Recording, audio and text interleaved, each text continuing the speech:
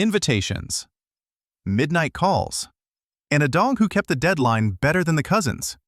Let's get into it. Welcome to Reddit's latest debate on rules, loyalty, and common sense. A family wedding, a missing name, and a question that doesn't feel like etiquette anymore. Was it an oversight or a message? Would I be the asshole for confronting my sister about her not including my daughter to attend her wedding? Would I be the asshole for confronting my sister about her not including my daughter to attend her wedding? To give you some background, my older sister and I used to be super close. When I started dating my now husband, we tried to include her in our activities as she wasn't dating anyone and doesn't have a lot of friends. It all came to a head when he proposed. The second wedding planning started, she got an attitude. Called me every other day saying how no one would help her with my bridal shower to the point I felt like a burden. At my bachelorette party, she accused my husband of being controlling and fought with my other bridesmaids. Then at the wedding, she was cordial, but her maid of honor speech could have been used for Jane Doe on the street. The cherry on top is when we told her I was pregnant. She didn't talk to us for 6 weeks. They had been trying to have a child for years, so I assumed it hit a sore spot. So with all of that, imagine my surprise when she asked me to be her maid of honor. I agreed because I had assumed it was to save face and I was trying to not cause waves. I've helped with finding a venue, photographer, and went dress shopping with her. I love planning events, so there was no fighting. At the beginning of wedding planning, she told me there was no kids allowed apart from her fiancé's daughter. Completely understood and made arrangements for my daughter. A week ago, I found out that she has invited 3 kids, none family related. I was absolutely upset. It was a day before her bachelorette party, so I still went and just went through the motions. I didn't want to ruin her bachelorette party like she ruined mine. Now we are meeting a week before the wedding to go over last-minute details, and I want to ask her why my daughter is not included. If no other kids were coming, I wouldn't ask, but how can she exclude her only niece? I know she already dislikes my husband, but enough to carry down that hatred to our daughter? So, would I be the asshole if I confront my sister about her not including my daughter at her wedding? Update. Would I be the asshole for confronting my sister about her not including my daughter to attend her wedding? First and foremost, thank you to everyone who commented.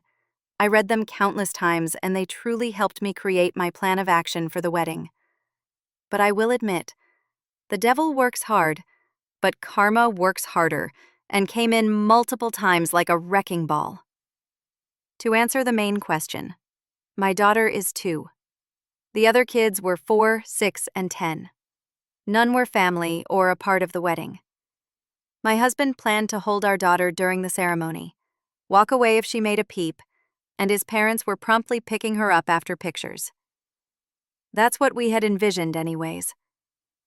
To set the scene for rehearsal night, my husband and I dropped our daughter off at his parents', and we decided we were going to be the bigger people. We showed up, and the rest of the wedding party was trickling in. The last person to arrive, you may wonder, the soon-to-be mother-in-law, in a full-length white lace gown. I literally burst out laughing and had to walk away. The mother-in-law went on to call my sister the ex's name, tripped her going down the aisle, and even spilt wine on my sister's white dress. I felt there was no need for my measly question at this point. I was fully invested in the shit show unfolding and had a front row seat. Cut to wedding day. And again, mother-in-law shows up in a white tracksuit with sequences on the back. My sister's face was about 50 shades red. The wedding happens, and no issues there.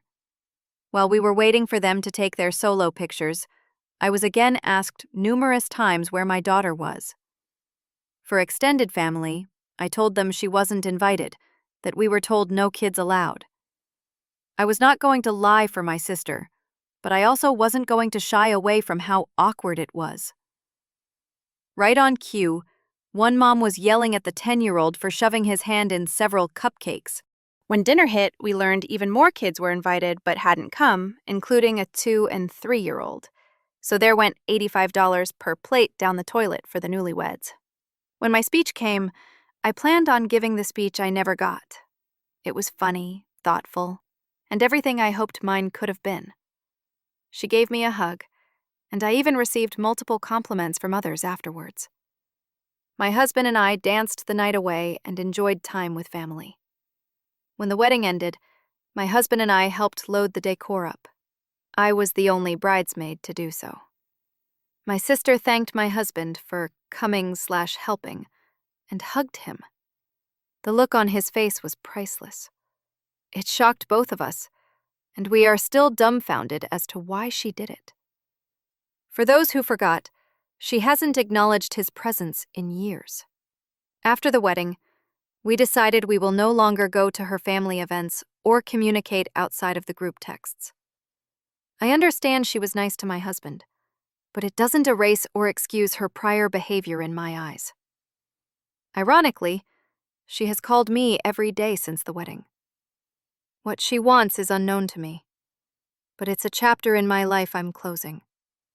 I will not raise my daughter to be around anyone that doesn't see the light she illuminates, nor be around toxic people, even if they are family. I was desperately holding on to the relationship we once had. I figured if I put my best foot forward, she would do the same. But if someone shows you their true colors time and time again, believe them. Sorry for the long read, but thank you again for everyone's advice. Sometimes the invite isn't the real issue. It's the pattern behind it. Would you confront now, or let the day pass and draw the line after?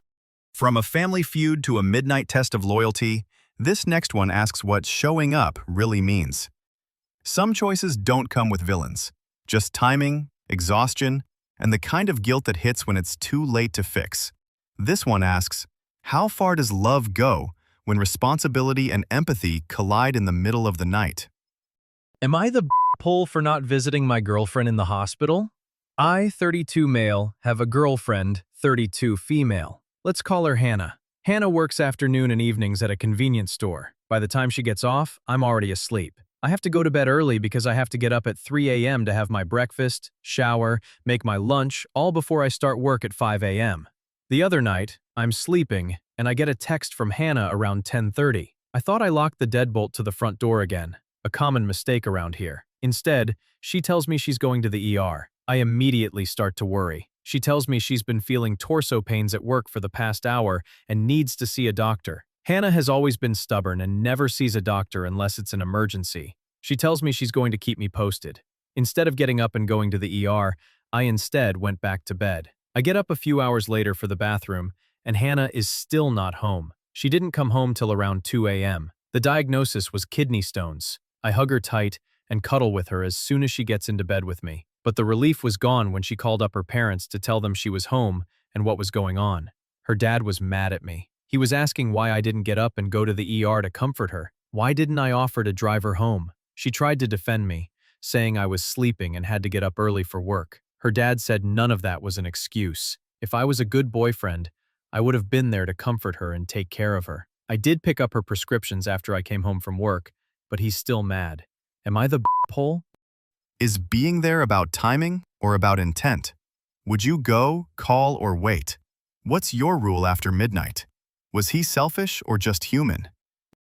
Final round. The invite was simple. Send your photo. The ending? Surprisingly photogenic. A group present, 3 reminders, and 1 simple rule. When the deadline passed, the empty spots didn't stay empty. They got creative.